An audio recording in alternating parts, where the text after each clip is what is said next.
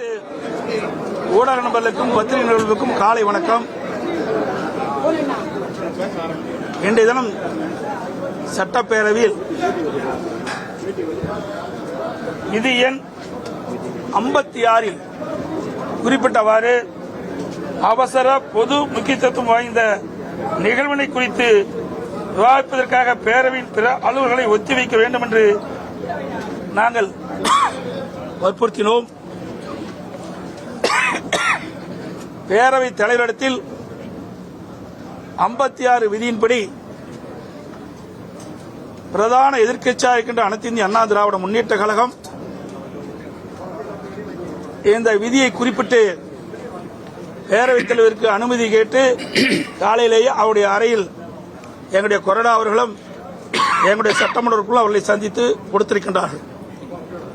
நேற்றைய தினம் சட்டப்பேரவைத் தலைவர்கள் சட்டமன்றத்தில் குறிப்பிடுகின்ற பொழுது அவர்கள் விதியின் படி நடந்து கொண்டால் சட்டப்பேரவையில் பேசுவதற்கு அனுமதி அளிக்கின்றனர் என்று ஒரு வார்த்தையை சொல்லியிருக்கிறார்.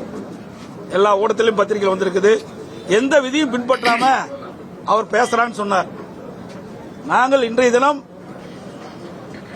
விதிகளை குறிப்பிட்டு அவசர பொது முக்கியத்துவம் வாய்ந்த நிகழ்வு, இது மக்களுடைய பிரச்சனை, மக்களுடைய உயிர் பிரச்சனை. இதை 56 விதியின் கீழ் எடுத்து சட்டப்பேரவையில் விவாதிக்க வேண்டும் என்று பேரவைத் தலைவர் அனுமதி கேட்டோம். இன்றைய தினம் அனுமதி மறுத்துவிட்டார். விதியை பின்பற்றி பேசு என்று சொல்கிறார். விதியை பின்பற்றி பேச முற்பட்டாலும் மறுக்கிறார்.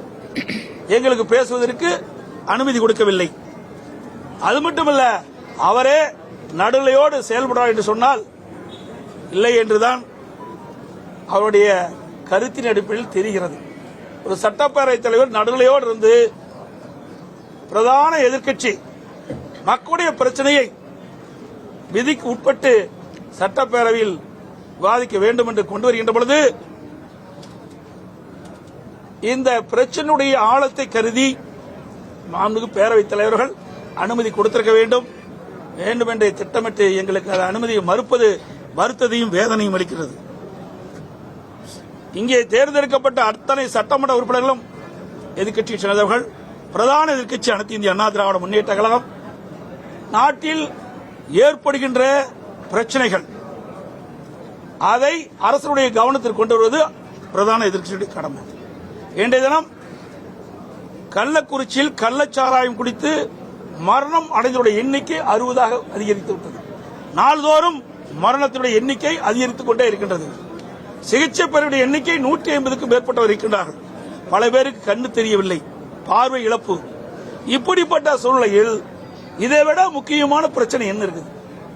இதை கூட மக்களுடைய பிரச்சனை, மக்களுடைய உயிருக்கு போராடி கொண்டிருக்கிறார்கள். அவருடைய பிரச்சனையை சட்டமன்றத்திலே விதியின் கீழ் நாங்கள் எழுப்பதற்கு அனுமதி கொடுக்க மறுக்கின்றார்கள். வலுக்கட்டாயமாக எங்களை வெளியேற்றிருக்கின்றார்கள். இது வேதனையும் வருத்தத்தையும் அளிக்கின்றது. இந்த அரசு மக்களுக்கு நன்மை செய்யவில்லை, மக்களுடைய பிரச்சனை அணுகவில்லை, எதிர்க்கட்சியில் ஒடுக்கத்தான் பார்க்கின்றது. இன்றைக்கு நாடே பதறி போயிருக்கின்றது, நெஞ்சம் பதறுகிறது. இன்றைக்கு பல பேர் இறந்து குடும்பம் அனாதியாக நடுத்தருவில் நிற்கின்றது. பல பேர் உயிருக்கு போராடி கொண்டிருக்கின்றார்கள். இப்படிப்பட்ட சூழ்நிலையில் அவசர பொது முக்கியத்துவம் வாய்ந்த இந்த பிரச்சனையை கூட இந்த அவையிலே எடுத்து விவாதிக்கவில்லை என்றால் சட்டமன்றத்துக்கு என்ன பிரயோஜனம்? தேர்ந்தெடுக்கப்பட்ட மக்களுக்கு நாங்கள் எப்படி பாடுபட முடியும்? செய்திகளை உடனுக்குடனும் துல்லியமாகவும் தெரிந்து கொள்ள சப்ஸ்கிரைப் பண்ணுங்க.